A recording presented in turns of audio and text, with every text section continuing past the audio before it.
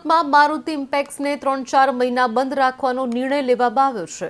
કોઈ કર્મચારી દ્વારા આ બાબતે ઓડિયો વાયરલ કરીને અન્ય કર્મચારીઓને બીજી જગ્યાએ કામ શોધવા જણાવાયું છે। કંપનીના મેનેજરો દ્વારા નિર્ણય લેવામાં આવ્યો છે। મારુતિ ઇમ્પેક્સના માલિકને બ્રેઇન સ્ટ્રોક આવ્યો હોવાથી નિર્ણય લેવાયો છે। નિર્ણયથી 15,000 જેટલા કારીગરોને અસર થશે।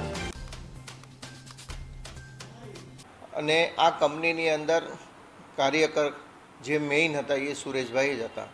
ખરીદી કરવી, સેલ કરવું, દરેક કંપનીના મેનેજમેન્ટનો દરેક વસ્તુમાં પર્સનલી ધ્યાન રાખી અને પોતાનો કારોબાર ચલાવતા હતા। પરંતુ આ બ્રેઇન સ્ટ્રોકના કારણે દિવાળી સુધી તો એ કોમામાં સરી ગયેલા। દિવાળી પછી થોડા ભાનમાં આવ્યા છે, પરંતુ દિવાળી સુધી ફેક્ટરીઓ એ માટે સ્ટાર્ટ રાખેલી એમના લઘુબંધુ શ્રી દિનેશભાઈ લખાણીએ કે દિવાળીની અંદર રત્ન કલાકારોને દિવાળી ન બગડે।